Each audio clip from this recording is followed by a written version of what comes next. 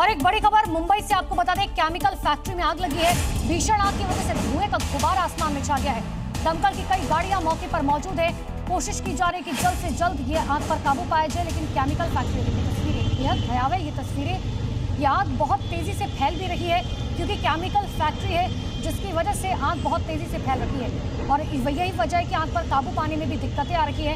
हालांकि दमकल विभाग की कई टीम्स वहां मौके पर मौजूद है और जल्द काबू पाने की कोशिशें जारी है। यूपी की संभल पुलिस को गुम हुए चोरी के मोबाइल फोन को लेकर बड़ी सफलता मिली। पुलिस ने 509 मोबाइल फोन बरामद किए हैं और फिर उनके मालिकों को सौंप दिया। संभल की साइबर क्राइम टीम ने एक बार फिर से अपनी मुस्तैदी साबित की है। सालों से गुम और चोरी के मोबाइल फोन की शिकायतों को लेकर पुलिस ने बड़ी सफलता हासिल की। लगातार किए गए प्रयासों से 509 मोबाइल फोन बरामद किए गए, जिनकी कीमत करीब 1 करोड़ 7 लाख रुपए बताई जा रही है। बरामद किए गए मोबाइल फोन में 309 दूसरे जिलों के बताए जा रहे हैं, जबकि 204 मोबाइल फोन संभल जिले के ही हैं।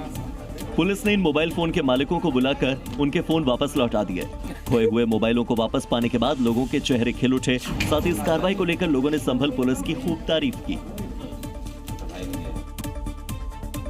कश्मीर घाटी में पिछले 2 दिनों से हो रही बर्फबारी अब लोगों की मुसीबत बढ़ा रखी है। आलम यह हो चुका है कि पहाड़ों पर बर्फबारी का लुत्फ उठाने पहुंचे लोग अब वहां फंस गए। घाटी में एक तरफ बर्फबारी के चलते पहाड़ बर्फ की सफेद चादर में लिपटे हैं, दूसरी तरफ लगातार हो रही बर्फबारी से तापमान माइनस में है। जम्मू कश्मीर के पुंछ, डोडा, भद्रवाह में बर्फबारी के चलते लोगों की परेशानी बढ़ी हुई है। सड़कों पर फिसलन और भारी बर्फ के चलते यातायात ठप है। सड़कों पर गाड़ियां फंसी हुई हैं। मौसम खराब होने के चलते हवाई यात्रा भी प्रभावित हुई है। रनवे पर बर्फ गिरने के चलते फिसलन बढ़ गई है। विजिबिलिटी कम है। उड़ानों में परेशानी आ रही है, जिसके चलते श्रीनगर एयरपोर्ट से ज्यादातर उड़ानें रद्द कर दी गई। इन सबके बीच स्थानीय प्रशासन लोगों की मदद करने में जुटा है। साथ ही लोगों से घरों में ही रहने की अपील की जा रही है। उत्तराखंड के पहाड़ी इलाकों में भारी बर्फबारी का दौर जारी है, जिसके चलते गंगोत्री, यमुनोत्री राष्ट्रीय राजमार्ग समेत कई रास्तों पर भारी बर्फ जम गई। अब लोगों को मुश्किलों का सामना करना पड़ रहा है। उत्तरकाशी में लंबे समय के बाद बर्फबारी से जहां एक तरफ पर्यटकों में खुशी का माहौल है, तो वहीं स्थानीय लोगों के लिए बर्फबारी चुनौती साबित हो रही है। बर्फबारी के बीच चक्राता में पर्यटकों का हुजूम देखने को मिला। देश भर में बड़ी संख्या में लोग बर्फबारी का लुत्फ उठाने पहुंच रहे हैं। हालांकि इसी बीच मैदानी इलाकों में बारिश ने ठिठुरन बढ़ा दी। मोइला टॉप, मुंडाली, लोखंडी, बुधेर समेत ऊंची चोटियां बर्फ से पूरी तरह ढक चुकी हैं। पर्यटक स्थल चक्राता में भी लगातार बर्फबारी हो रही है। इसी बीच कई रास्ते बर्फ के चलते बंद हो जाने से पर्यटकों को मुश्किलों का सामना करना पड़ा। हापुड़ के गढ़मुक्तेश्वर इलाके में गौकशी की साजिश नाकाम की गई। वारदात को अंजाम देने की फिराक में जुटे बदमाश और पुलिस के बीच देर रात मुठभेड़ हुई।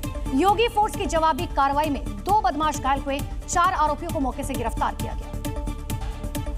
मामला गढ़मुक्तेश्वर थाना क्षेत्र का है, जहां पुलिस देर रात गश्त पर थी। तभी पलवाड़ा से बागड़पुर मार्ग पर नेह नीट तिराहे के पास एक संदिग्ध स्कॉर्पियो खड़ी दिखाई दी। योगी फोर्स के पास पहुंचते ही बदमाशों ने ताबड़तोड़ फायरिंग शुरू कर दी।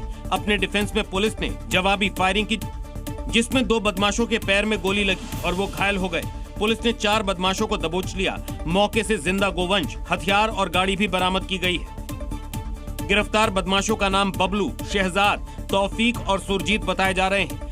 घायल बदमाशों को अस्पताल में भर्ती कराया गया है। पुलिस के मुताबिक दोनों घायल शातिर अपराधी हैं, जिन पर कई जिलों में करीब 5 दर्जन संगीन मुकदमे दर्ज हैं। फिलहाल पुलिस आरोपियों से पूछताछ में जुटी है और पूरे नेटवर्क की जांच की जा रही है। यूपी के मिर्जापुर में जिम जिहाद के एक आरोपी फरीद का इलाज तो योगी फोर्स ने कर लिया, लेकिन आरोपी इमरान फरार है। इमरान और अशफाक पर 25,000 का इनाम घोषित है। वहीं जी मीडिया की टीम जब आरोपी इमरान के लग्जरी आवास पर पहुंची तो धर्मांतरण से जुड़ा चौंकाने वाला सबूत सामने आया। केजीएन जिम चलाने वाले इमरान और अशफाक पर आरोप है कि वो लंबे समय से अवैध धर्मांतरण के नेटवर्क से जुड़े हैं। इस मामले में इमरान को मुख्य आरोपी बताया जा रहा है। मकान मालिक अजय दुबे का कहना है कि उन्होंने इमरान की गतिविधियों की कोई जानकारी नहीं थी। उन्होंने साफ कहा कि अब ऐसे व्यक्ति को मकान नहीं दिया जाएगा। नहीं, हमको नहीं कुछ पता चल पाता था कि अंदर क्या हो रहा है, कि धर्मांतरण हो रहा है, कि लड़कियों ऐसा कोई कभी शक हुआ इसके ऊपर? नहीं, कभी शक नहीं हुआ। सूत्रों के मुताबिक इमरान को महंगी गाड़ियों का शौक था और वो रियल एस्टेट में लगातार निवेश कर रहा था। आरोप है कि ये पैसा अवैध धर्मांतरण से जुड़ा हुआ था। जी मीडिया की टीम जब इमरान के 2 लग्जरी आवासों पर पहुंची तो नए निर्माणाधीन मकान से कथित धर्मांतरण से जुड़े सबूत मिले। मकान की छत पर इस्लामिक झंडा लगा हुआ था। पड़ोसियों का कहना है कि इमरान किसी से बातचीत नहीं करता।